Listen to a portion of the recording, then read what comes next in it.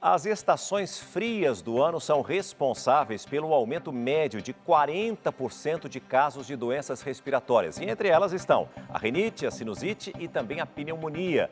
Temas do Você e o Doutor de hoje com o nosso médico de família, doutor, professor Antônio Spreusser. Muito bom dia, doutor Spreusser, seja bem-vindo.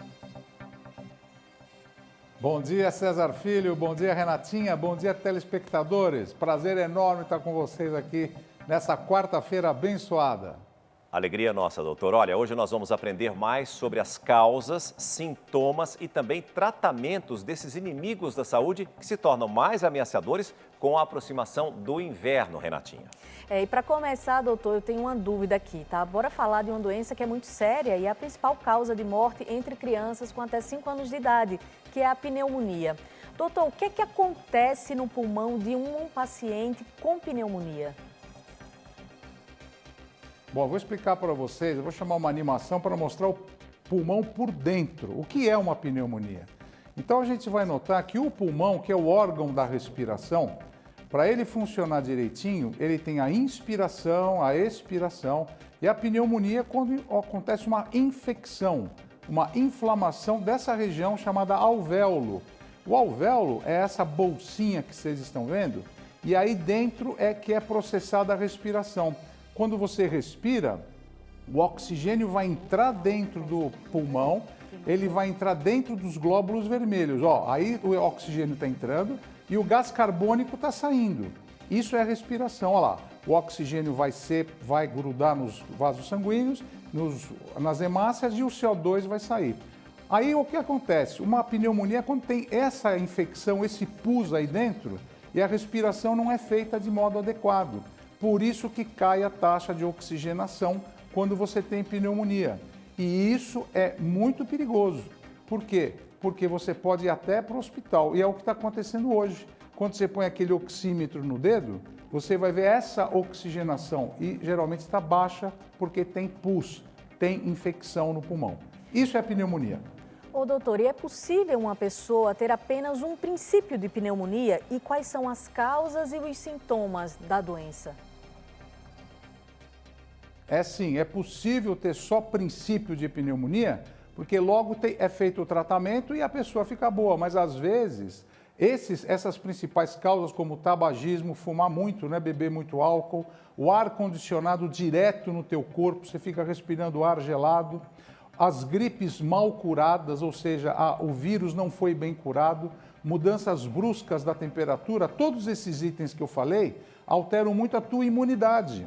Então, o que você vai começar a sentir a partir desse momento? Você vai começar a ter, primeiro, tosse com catarro. Geralmente esse catarro pode ter muito pus, dor no peito, bem no lugar da infecção. Começa a faltar o ar, geralmente é porque está cheio de pus o teu pulmão. Febre alta, dor de cabeça e dor no corpo e mal-estar. Você não tem mais condições de fazer o que você fazia antes. Então, você tem até perda do apetite, você começa a perder a fome e não tem mais vontade de fazer nada.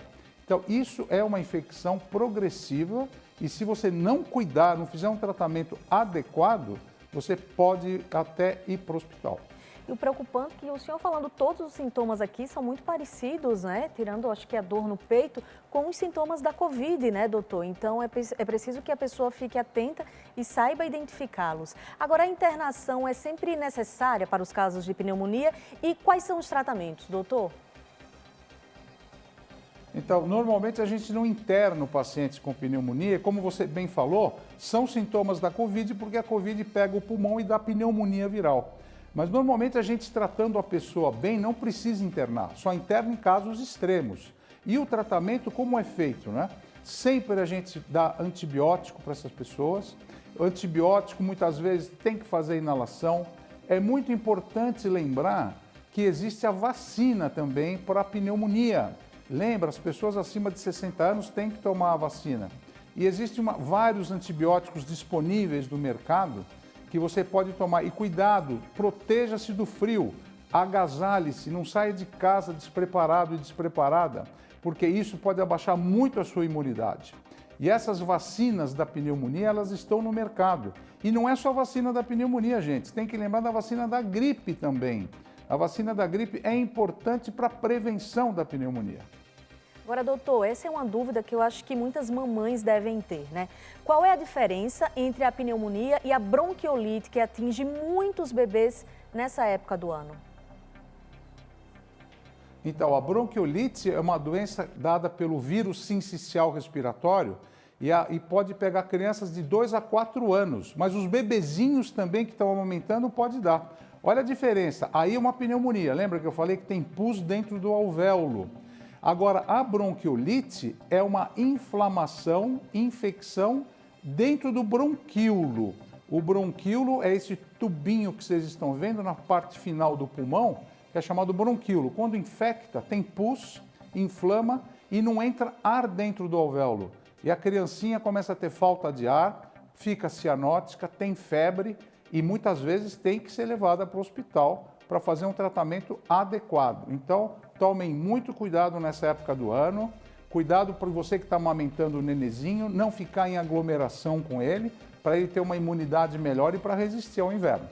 Agora, doutor, vamos falar da sinusite, né? Que atinge 1 em cada 8 pessoas no mundo. É muita gente com sinusite. Agora, por que a gente fica com aquela dor de cabeça terrível quando está com sinusite, doutor? Então, eu vou explicar para vocês, vou chamar uma animação para mostrar o que é a sinusite e por que dá essa dor de cabeça, né? E por que sinusite tem que ser tratada logo.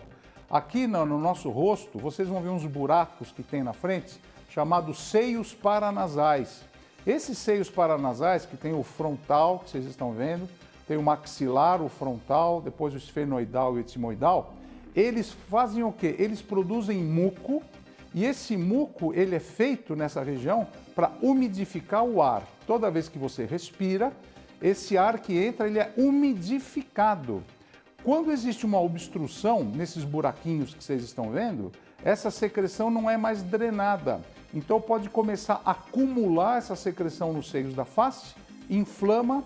Então olha só a secreção agora, a secreção começa a ficar entupindo todo o nosso seios da face. Isso dá dor, isso dá febre e a gente tem que cuidar disso porque existem casos de sinusite que podem até evoluir para uma meningite.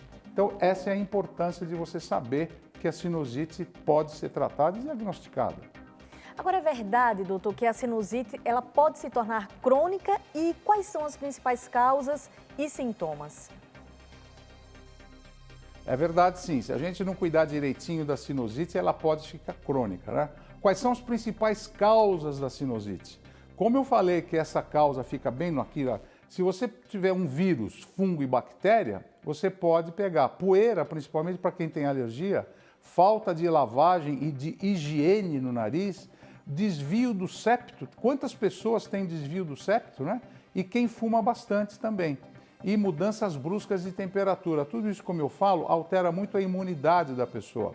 E ela começa a reter muito catarro. E quais são os principais sintomas agora? Esses sintomas são muito importantes você entender e lembrar.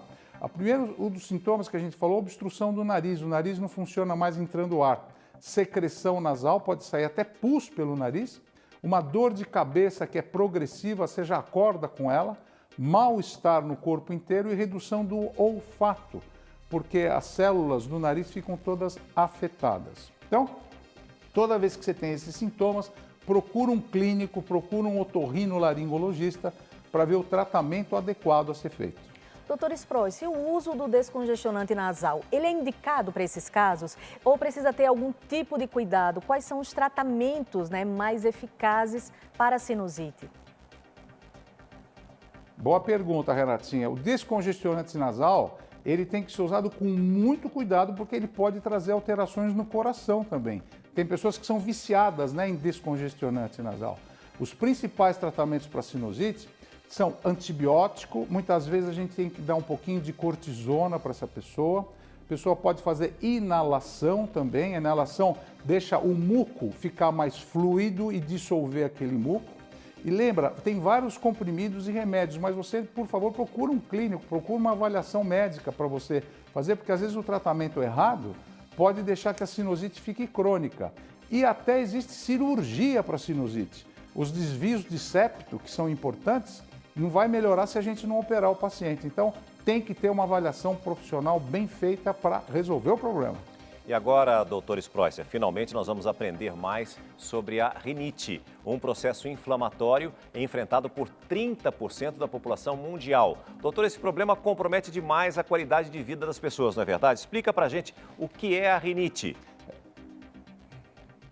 Verdade, César Filho. Vou mostrar para vocês agora o nariz por dentro e o que acontece com a rinite e por que acontece.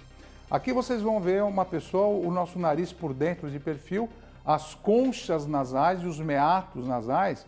Quando entra alguma substância química errada, imediatamente essas células liberam histamina e a histamina dá essa vasodilatação, inflama, os nervos também ficam afetados e a pessoa começa a ter um sintoma que é progressivo e típico, né? Principalmente nessa fase do ano em que existe muito pólen, muita poeira no ar, que não chove, então precisa tomar muito cuidado com essa fase do ano aqui. Agora, doutor Spreusser, explica pra gente quais são as causas e os sintomas da rinite.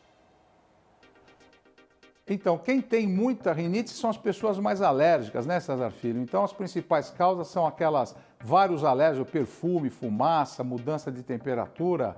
Quem tem na família casos assim, até remédios, medicamentos anti-inflamatórios podem dar.